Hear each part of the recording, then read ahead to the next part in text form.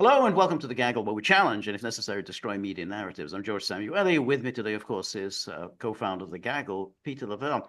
So, Peter, tomorrow, the second round of the nuclear talks between Iran and the United States will take place in Rome. Last time it was in Oman. Now it will be in Rome, and once again, the U.S. delegation will be led by Special Envoy Steve Witkoff, and the Iranian delegation will be led by the foreign minister. And there were kind of mixed messages from the last meeting, because Witkoff initially, when he went on Hannity, said, well, we're ready to accept Iran nuclear enrichment up until, I think, 3.5%. Which is more or less where it was with, and for the JCPOA. Yeah, that's for research. Exactly. So if you want nuclear energy, and then that's you enrich up until 3.5%. And so, in other words, what Witkoff was saying is that the United States wasn't insisting that Iran give up its nuclear enrichment program, but essentially its peaceful nuclear energy program. And so that was, thought, okay, well, then a deal is to be had here, because the Iranians have said we have no interest at all in developing nuclear weapons. So they can say, okay, we have no interest in, enriching uranium up until 50, 60%. I think it's 60% now.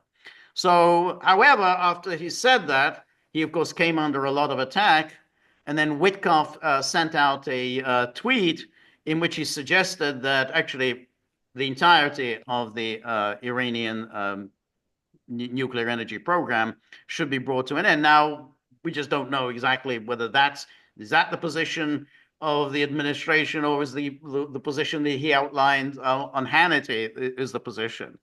But either way, the Iranians still seem quite optimistic about the prospects of a deal. Obviously, we're going to see tomorrow if they make progress, because if they insist on ending Iran's civilian nuclear energy program, then that's a non-starter. Then the talks will just come to an end. Again, we don't know if this is all part of the negotiating process. We simply don't know at this point. But one thing it made my ears perk up, is that a deal is possible under the following conditions. See, that's exactly what Trump wants to hear. Mm-hmm. That's what Trump wants. Right. How do we get a deal? Right. Okay? Because it's the JCPOA all over again. Okay? Right. You and I talked about this, not long ago. And they obviously can't call it that. Okay? Right. No, Trump walked away from it. Okay? Yeah. But Witkoff is just saying, I well imagine, we can talk to these people. Okay, they have their demands. We have our demands. Right. It's doable. Right. What Witkoff should have never said that. Okay, he shouldn't have said, put that out on the table. That should have been something that Trump itself, because then that has much more of a it has more heft. Okay. Right. Oh, hang on. I forgot to plug this thing in. It's almost out of energy. There we go. All right. No, I think the thing is that Trump is in a strong position to get a deal done, because, obviously he's going to have problems with some in the Republican Party, all the Tom Cottons and Ted Cruz and the rest. However, that he'll obviously still have the people who are faithful to him. But the Democrats can't really attack him very much, because, after all, they were the ones who were big supporters of the JCPOA. They can't very well turn around and say, oh, we loved Obama's deal, but we hate Trump's deal. So he's in a strong position to get this done, because all right, he can, Tom Cotton will attack me, but okay, where's he going to go? There's nowhere for Tom Cotton to go. If he wants a future in the Republican Party, he wants the nomination. I'm sure he does in 2028. then he has to stick with Trump. He can't start attacking him. So therefore, He he's can in a strong say, position. I have reservations. Yeah, Okay. that's right. So he's in a strong position to get the deal done. Now, so given that, and we know that Trump has suggested in the past, well, if we don't get a deal, I'm going to bomb Iran.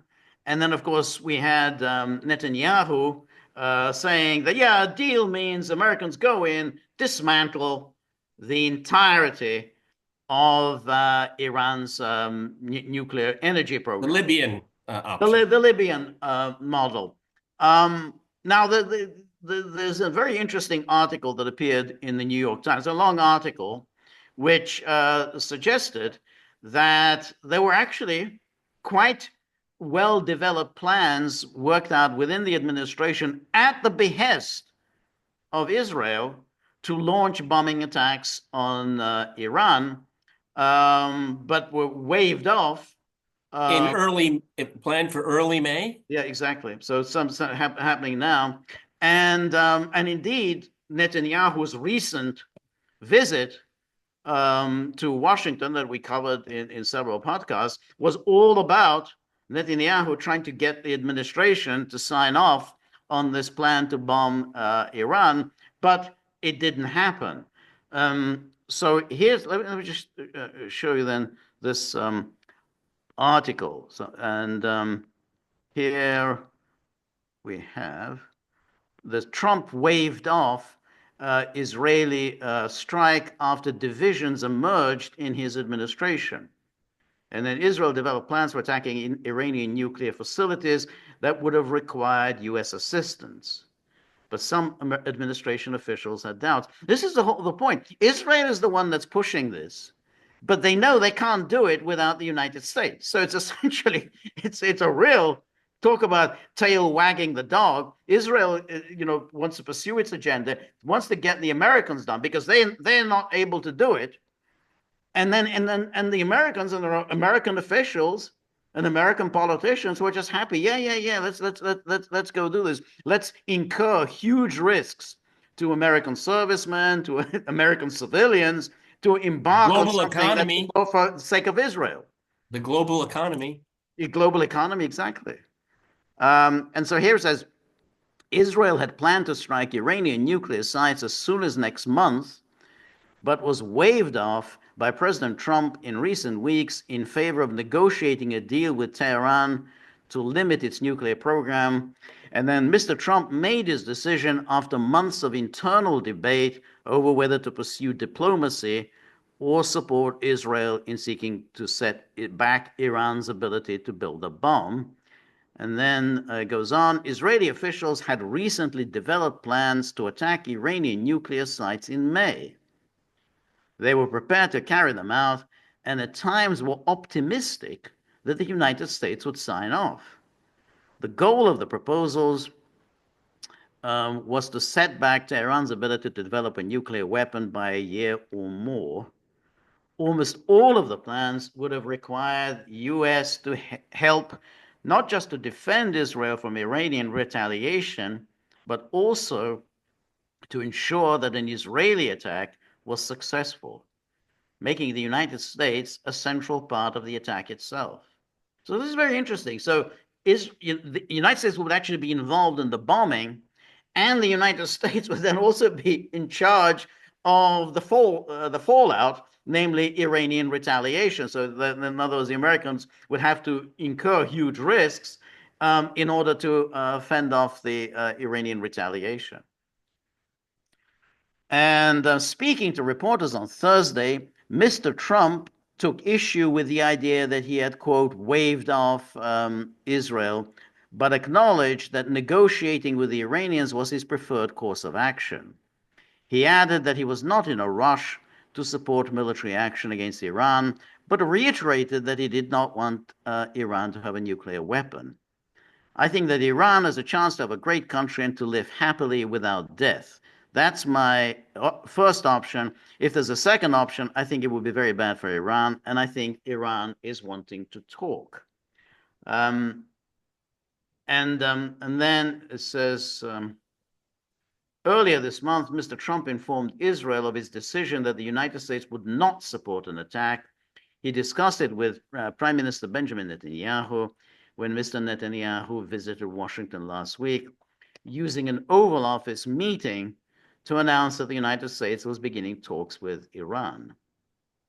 Initially, at the behest of Mr. Netanyahu, senior Israeli officials updated their American counterparts on a plan that would have combined an Israeli commando raid on an underground nuclear site with a bombing campaign, an effort that the Israelis hoped would involve American aircraft.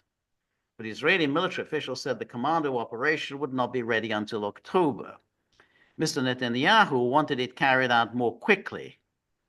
Israeli officials began shifting to a proposal for an extended bombing campaign that would also have required American assistance.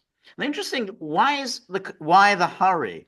The hurry, I think Netanyahu wanted to stop any prospect of any kind of negotiations. I mean, that's why the rush, because remember, Trump's used that expression in the news conference. Well, I'm not in any hurry.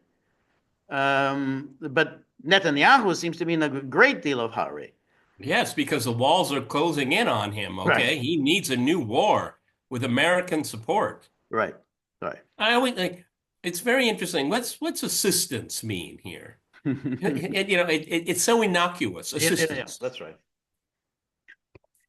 Assistance. The point is, it's always going to be an American operation.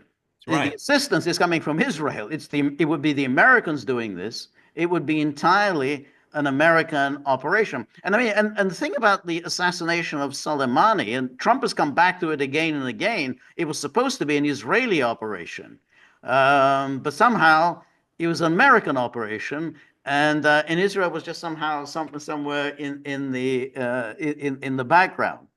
And then there were signs that Mr. Trump was open to U.S. support for Israeli military action against Iran. The United States had long accused Iran of giving the Houthis weapons and intelligence, and on exercising at least a degree of control of the group. And then Mr. Trump warned the Houthis to stop their attacks.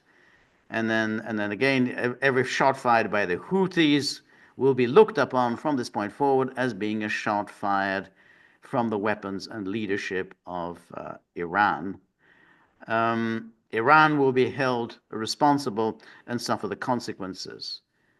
But it's easy to truth these things on your platform. Policy is very different. He's appealing to his donors. He's appealing to Israeli firsters within the MAGA movement. That's all this is. Okay, this is not policy. No, I don't think so. And I think that's the thing. I think Trump is smart enough to know that he's being pushed by someone else to undertake huge risks. And he's saying, well, this can all be negotiated. He sees perfectly well, we can negotiate this.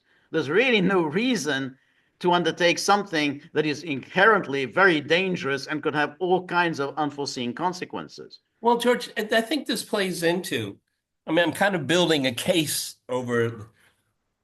constantly building a case here. Trump doesn't care about Palestinians at all. No. He doesn't care about the genocide, doesn't care about it at all. He doesn't care what the Israelis do in the West Bank. That's their business. The Houthi are attacking your ships. Okay, we'll help you out with that. Right.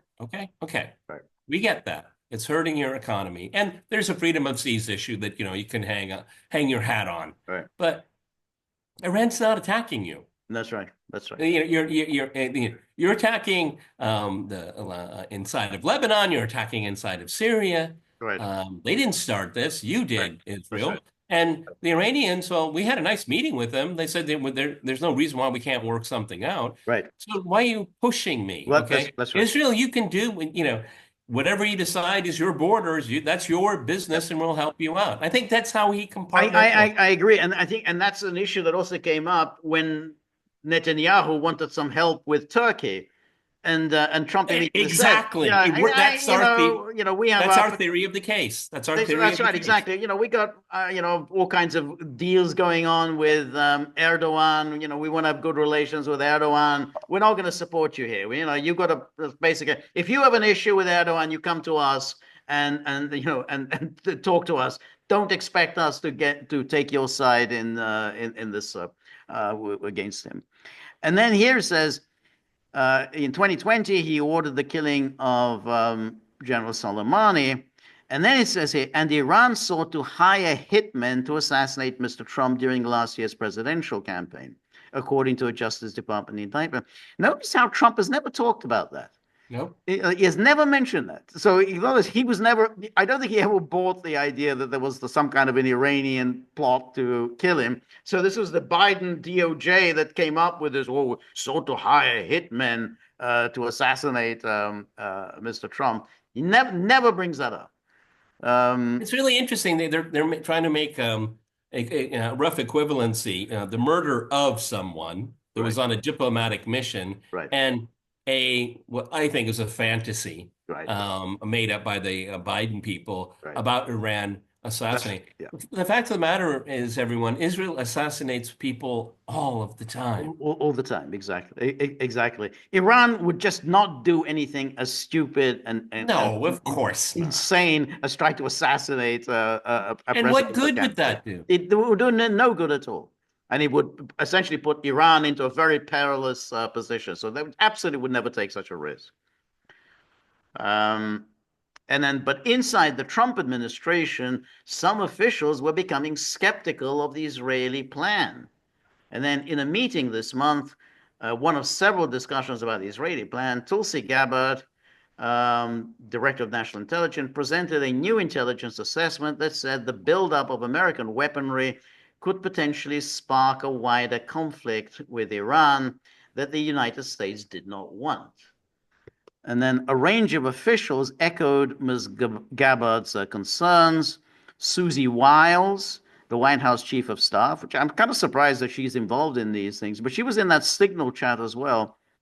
I'm assuming that she's there to secure Trump's interests. I mean, it's like, Yeah. she's there the same way with that guy her number two, the immigration guy, who I think was always what's his name? Homer. No. The bull, the guy, the Yeah, bull. yeah. It's I'm mispronouncing his name. Well, we're talking about the same guy. Yeah, that is it. Yeah, it's the yeah. All right. He's the point man, the Trump administration point man on immigration. But he was there in the Signal chat. I'm sure that they're there. I'm surprised that Pete Hegseth is in this group. That's right. And it says Hegseth also was not involved, also was not supportive. And J.D. Vance all voiced doubts about the attack. So when you look at this list of who was against this, so who was for it? I mean, Yeah. well, one name that doesn't crop up here is Marco Rubio. That's a name that's missing here. So somebody had to have been advocating for this because it seems like all the senior national security people are against it.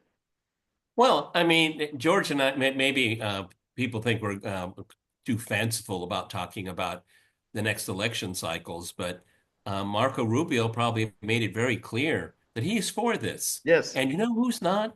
J.D. Vance. that's right. That's right. And Pete Hegseth. Yeah. Well, who would have thought? But Right. I am.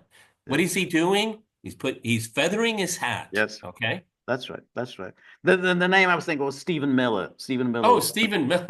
Yeah. He was the one. He also was in the Signal chat, and he seemed like, odd. Why is Miller taking part here? He's a domestic affairs guy, but I think he and Susie Wiles they're representing the president.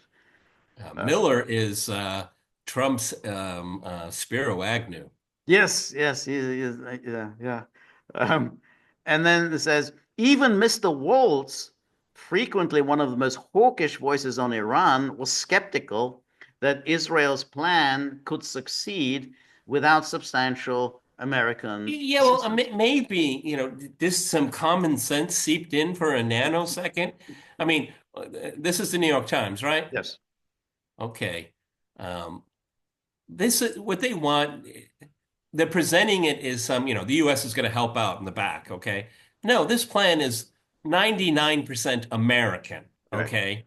And Right. and I think some of these people are saying, look, this is a bridge too far. That's I right. mean, we're taking all of the risks here, That's right. okay? They moved a third THAAD system to They got Israel. a THAAD system. Then they moved their B-2 bombers on Diego Garcia. They've got their aircraft carriers, two aircraft carriers in the vicinity. So they really moved their forces there. That's a major military presence. And I think Trump kind of is realizing I'm getting rolled here.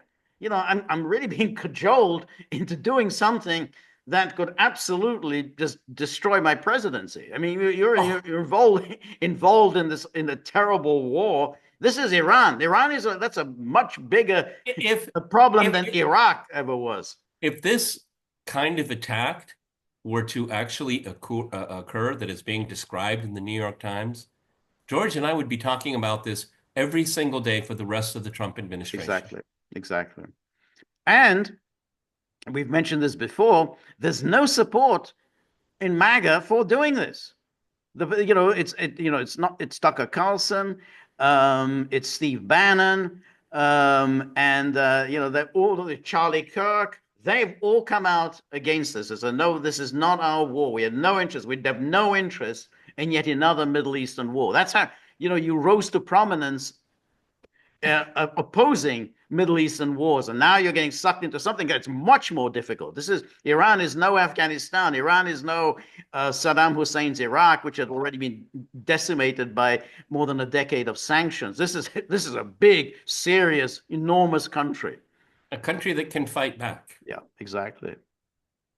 Well, I mean, George, what I think is, you're to go back to your phrase that Trump was beginning to realize he was being rolled Yeah, because, you know, I think initially this is how the mission creep works. Look, right, all we have to do is, bring in another aircraft carrier, right, put those bombers on full display so everyone can right. see them, and yeah, we'll throw in another THAAD system. The Iranians will be shaking in their boots and they'll surrender. Yeah, yeah, that's right. That's what he was told. Yes, that's what. Yeah, always that's right. That's always the argument.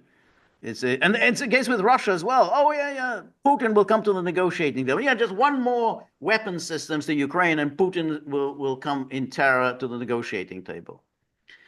Um, and then here, where the recent meetings came shortly after the Iranians said they were open to indirect talks. So that's the point. This was a deliberate attempt to sabotage any possibility of a negotiated outcome. So that's why they were in this rush. The recent meetings came after. So in other words, hey, they said let's talk, and then they suddenly said, oh no, no, no, we don't want to talk. Let's work out some kind of a military project. I think it was Professor Morandi that said it to me. I may be wrong. He said the Americans, when it comes to Iran, can never say yes. No, no, that's right. Um, and open community, and then in March, Mr. Trump had sent a letter offering direct talks with Iran, an overture that Ayatollah Ali Khamenei had appeared to reject. But on March the 28th, a senior Iranian official sent a letter back signaling openness to indirect talks. And then there is still significant debate within Mr. Trump's team about what kind of agreement with Iran would be acceptable. The Trump administration sent mixed signals about what kind of deal it wants, and so on. And then he says, in one discussion, Mr. Vance, with support from others, argued that Mr. Trump had a unique opportunity to make a deal. Absolutely. If the talks failed, Mr. Trump could then support an Israeli attack, Mr. Vance said. So, yeah, okay, can support it there. But if the talks failed, but you got an opportunity. You can come along and say, oh, I got a deal. And people will say, oh, well, but that's the same as the JCPOA. What does it matter? What does it matter? You've got a deal. That's all everyone wants George to is hear. 100% right. It doesn't matter. Yeah, exactly. Okay. Um, And then during a visit to Israel earlier this month, General Correa, he's the head of CENTCOM, told officials there that the White House wanted to put the plan to attack the nuclear facility on hold. So that was bad news. He relayed bad news to Bibi. Mr. Netanyahu called Mr. Trump on April the 3rd. According to Israeli officials, Mr. Trump told Mr. Netanyahu that he did not want to discuss Iran plans on the phone. I wouldn't have thought. But he invited Mr. Netanyahu to come to the White House. And we know what happened there. And exactly. And then Mr. Netanyahu arrived in Washington on April the 7th, while the trip was presented as an opportunity for him to argue against Mr. Trump's tariffs. The most important discussion for the Israelis was their planned strike on Iran. But while Mr. Netanyahu was still at the White House, Mr. Trump publicly announced the talks with Iran. And then in private discussions, Mr. Trump made clear to Mr. Netanyahu that he would not provide American support for an Israeli attack in May while the negotiations were playing out. The next day, Mr. Trump suggested that an Israeli military strike against Iran remained an option. If it requires military, we're going to have a military. Israel will obviously be the leader of that. But of course, Israel cannot be the leader of anything. Israel cannot do this without the United States. So if he says Israel will obviously be the leader of that, that sounds, hey, you're on your own. I mean, if you're really going to do it, and of course, Israel is not going to do it. Israel is not going to attack Iran unless it has the American backstop, as Keir Starmer puts it. American officials have long said that Israel acting alone could not do significant damage to Iranian nuclear sites with only a bombing campaign.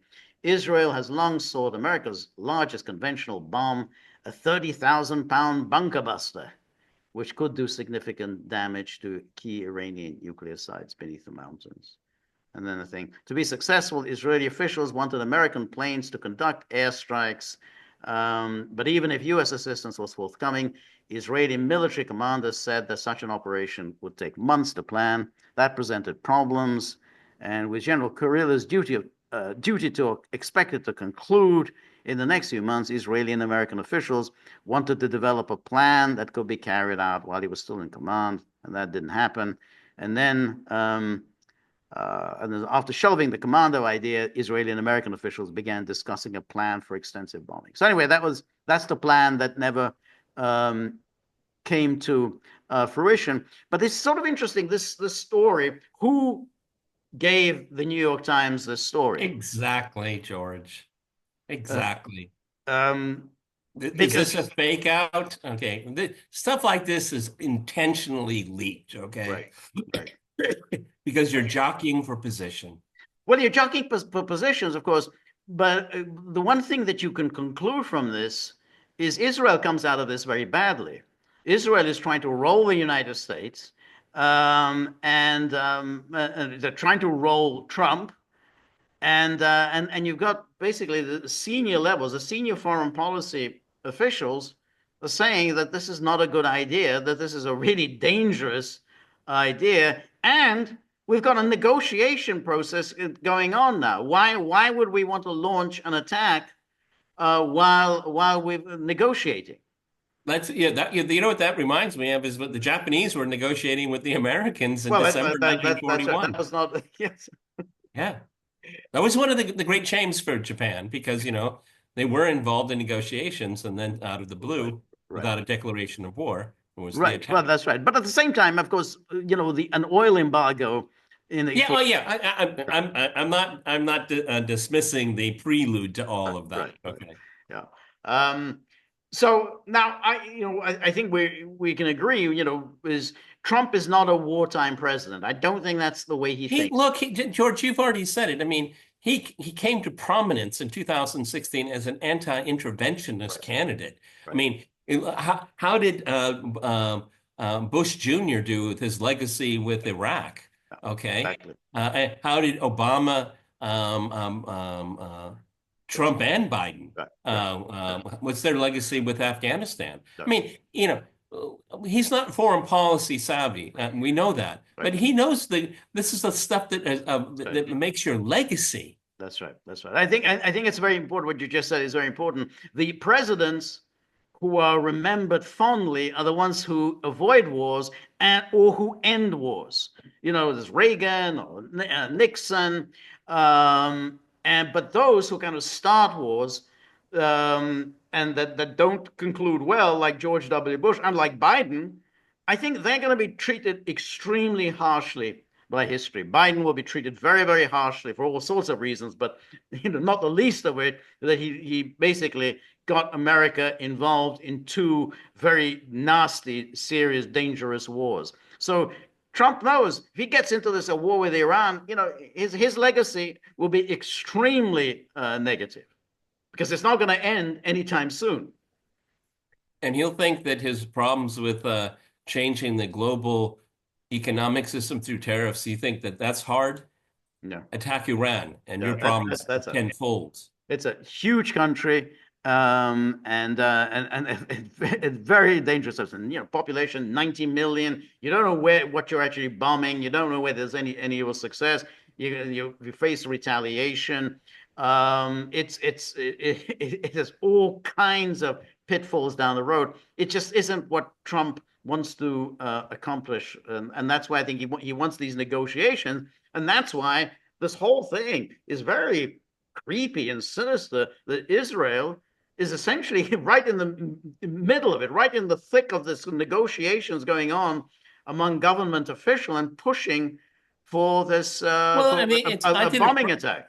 I did this program on this similar topic on yesterday, and because of the New York Times story and other issues, Israel runs American foreign policy, and I wanted to debate, and I said, well, I don't think I mentioned Norman Finkelstein's name by I don't think I mentioned his name, but Norman is of the opinion, and I really respect Norman's opinions on these things, is that yes, Israel has outsized influence in American foreign policy, but when push comes to shove, the Americans will say, this is not in our interest. Right. We understand you how you see it, but no, this is a bridge too far for us. You want to kill all the Palestinians? That's your business. We don't care. Okay. Right. All right. Yeah, you want to share a chunk of Lebanon for yourself? Go nuts, okay? You want the embassy in Jerusalem? Go nuts, okay? But on this, no.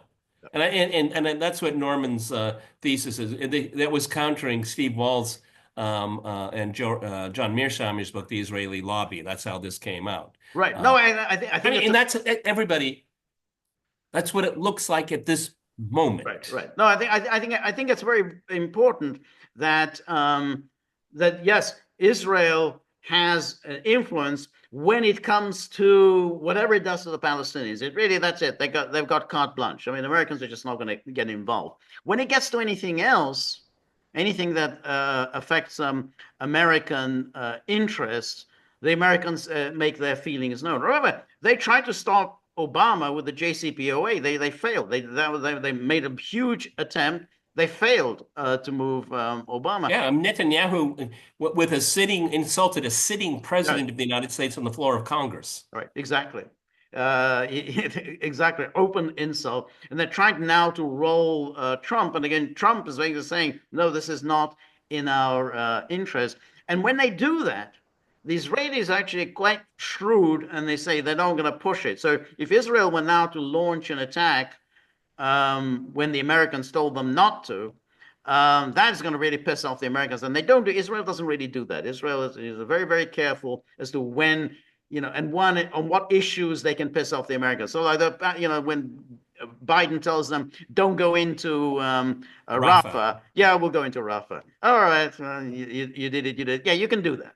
But when it says don't bomb Iran, and then they bomb Iran, that'll have serious consequences, and that's why Israel not do that.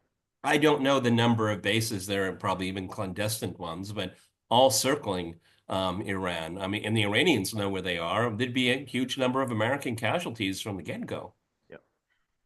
I mean, George and I have talked about this before. If there were an attack on Iran, I think Iran would calibrate its retaliation. I don't think it's going to go batshit crazy and destroy the world economy. No, because you destroy yourself, exactly. Right? That makes sense. If an American there's an American attack on Iran, American soldiers and infrastructure around Iran is obviously fair game. Obviously. Right, right. It is obviously, and it's kind of interesting that because I mean I think as Trump seemed to suggest that the whole Soleimani thing was an Israeli plan and that Trump kind of got rolled on that because remember how the Iranians responded? They kind of they hit an American base and America didn't do anything. I mean, Trump kind of gave you one free hit, give you one free blow. Yeah, Alistair Cook, I really like how he described. He said when I mean the Iranians essentially told the Americans when it was going to happen. Okay, right. I mean they gave them a lot of intel. Okay, it happens. Minor, very minor infrastructure was damaged, and as Alistair Cook said, both sides agreed the chapter's closed. That's right, exactly. Just like you give one free punch. Okay, all right, you can punch me. I'm not going to hit you back, and that's it. And it was closed. So that's why I think the well, Americans... George, I think before we go, because I think it's really important, is that there was a very high level meeting in the last day where you had a Saudi official visiting Iran. I mean, this is amazing stuff. Okay, Right. And then you have delegations from the Gulf meeting in Moscow. There's a lot of stuff going on. There's a lot of consultations going on, and remarkably, I can remember very well when the Soviet Union came to an end, how Americans were so gleeful how the Russians have been thrown out of the Middle East. Right. Well, slowly but surely, the Middle East is coming back to Russia. Okay, certainly not on the same level that America has an influence, but people go to the halls of the Kremlin for consultations. It's important to do that. So a lot of moving pieces here. Okay. No, and I think that's why if Iran were to retaliate, I don't think Iran would retaliate against Saudi Arabia in the way that he did in 2015. Not at this point. They have quite good relations with Saudi Arabia. Why attack them? Because Saudis haven't done it. I agree. I think it would be very calibrated, okay? Because let's be honest, okay? Iran can fight back, it can punch back, and probably punch hard. The United States can obliterate Iran. Yeah. Okay, keep that in mind. That's right. Exactly. That's exactly right. Over the issue of nuclear weapons would come back into play. Okay, so this administration, George, is so hard to read.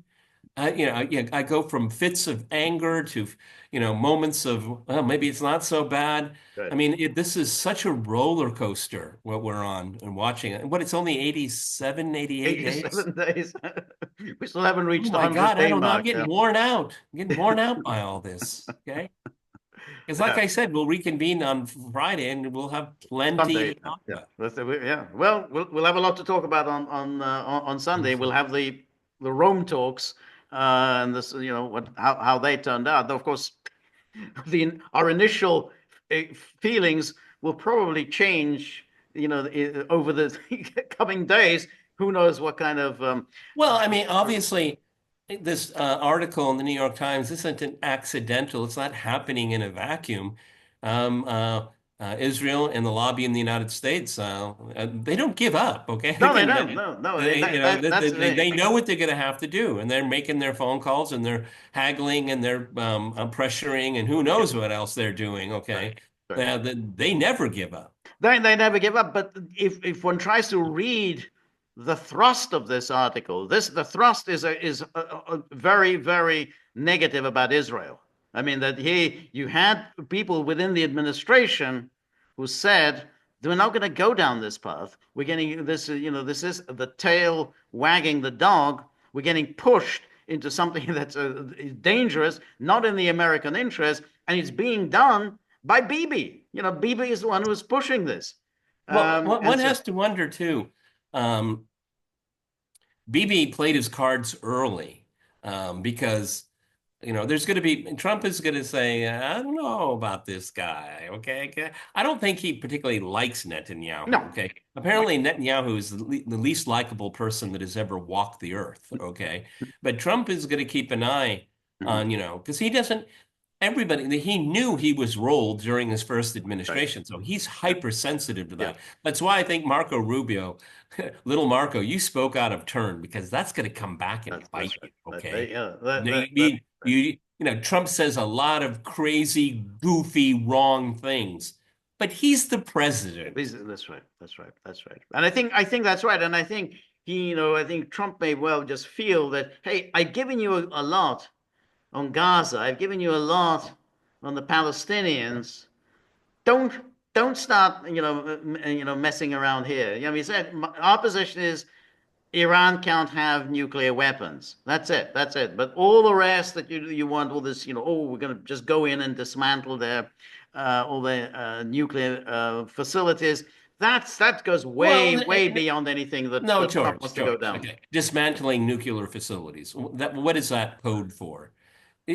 Destroying the state of Iran. Exactly. I mean, can openers could have, a dual Exactly. dual purpose. Okay, that's how they're going to think. No, I mean, this sounds like very specific, and no, this is to destroy the infrastructure of a That's of right. a very large country. Very large Okay, country, and no, they're because not once you going start doing it, you don't know when to stop. Okay, well, to. That's right. And are there any more targets? that's right. The idea that Iran would allow Americans or anyone else to come in and start dismantling facilities that they had invested a lot of money and a lot of a lot of hardware and a lot of educated scientists in And a developing. lot of assassinated A lot of scientists. assassinated, they're going to just sit there and allow the Americans to do this. It's nonsensical. Netanyahu knows it's nonsensical. I mean, that's why he puts this forward, in the hope that, of course, you'll have the echoes of this from Tom Cotton and the rest of the lobby. But clearly, that was a bad meeting for Netanyahu when he came on Monday. He didn't get anything. So that Didn't was even get the tariff relief. he didn't get the tariff relief. He didn't get the relief on Iran. He didn't get relief on Turkey. He really left empty-handed, and that's why he made all these blustery interviews afterwards. But that was not a good meeting for him. Yep, yep. Yeah, From the get-go, I think Trump is obsessed with really one issue, his legacy, and yeah, he very protective of it. yeah. Okay. This whole challenging the courts over deportations, he's willing to take that in a heartbeat because the base likes it. Okay. Yeah. He doesn't care. It makes him look strong. That's all he cares about. But going to war on the behest of Israel, that's a huge, That's a incalculable risk. very good. This guy obsessed with legacy is not going to take that risk. No. He's definitely not. Because it's one thing, they will love Israel and whatever, blah, the rest of it. That's something different from getting in a war with Iran, and that's why he's getting no support, no real support from MAGA for a war with Iran. I mean, it's clearly the very, very And negative response to that. and how do you think the Russians are going to respond to this? How do you think the Chinese, you're going to make a deal with that guy in the White House? Yeah, yeah, Why? Why would anyone in their right mind? yeah. It's No, all connected, everybody. It's all connected. And the U.S. would, first of all, the United States and Iran are not at war. no, Okay. no. And So, given that there really isn't anything to dispute, Iran has said we're not going to develop nuclear weapons. We're ready to do a deal where we don't develop nuclear weapons. The Americans are saying you can't have nuclear weapons. Where's the dispute? I mean, yeah, you're on the it's same kind of like page. an argument with your old girlfriend. I mean, what are we arguing about? Exactly. There's nothing to argue about. You're on the same page. And that's why in that thing we quoted J.D. Vance saying, you have a wonderful opportunity to get a deal done. And here you've got all these military plans, all these plans to destroy this, to sabotage any possibility of a deal. That's not good. That's bad. That's a bad plotting going on here. I've said it before, and it's heresy for people of influence and power. The United States and Iran should be very good friends and allies. There's no reason why they shouldn't be. No, There's no reason. Oh, none whatsoever. All that stuff, it was in the past, and the hostages and so on. That's almost 50 years ago now. I mean, that's it. It's in the past. You can't determine policy about who did what to whom 50 years ago. It's as they say that the Godfather. This is nothing personal. This is business. And then that's it. So this is business. Yeah, all that stuff, yeah, the hostages, bad Yeah, people, well, but that's George, it. That's in the past. and we don't really need to go into it, but the Iranians had very serious um, um, uh, uh, issues with the how the United States supported the regime of the Shah. Okay, their grievances were Yeah, very that's right. real. That's right. Okay, And then they feel, about how the United States supported Saddam Hussein in the war against the yeah, nineteen. okay. Let's have a sit down. Yeah, That was then. that was then Now is exactly. now. That's right. And Exactly. I'm sure the Iranians don't keep what Mossadegh. What about Mossadegh? Do you hear the Iranians talking about that? No, No, no, they it's didn't. not. Because it's just ancient history. I mean, we're going to argue about something happened 70 years ago. Yeah, and how is that going to change the conversation? Right. Exactly. How Exactly. does it increase the security of the world? Okay, Yeah. That's right. it's again. I think George, you said it when we first started this podcast, is that one of the problems with the Western foreign policy, particularly American, is that they demand everyone talk about the issues that concern That's right. them Right. and don't take seriously the Right. issues of your interlocutor. And we still see this we see this with Iran, we see this with Ukraine. Yeah. That's right. That's right. All right, everybody. I think this two podcasts made me feel better. I was feeling really lousy when I started here, but I guess getting the blood flowing and all That's right. that, a little bit of adrenaline, it helps. That's right. Okay. Yeah. All right, this is our mega wrap for Friday. We're going to reconvene on Sunday, and if God wills it, we will do a live stream on Monday. But in the meantime, That's right. Yeah. there's the issue of the God tip wills it. jar. That's right. I God have four wills it. dogs Yes, that's right. Exactly. at The my tip feet jar, right because now. the dogs are feeling as they often do at the end of the week. We did a lot of work.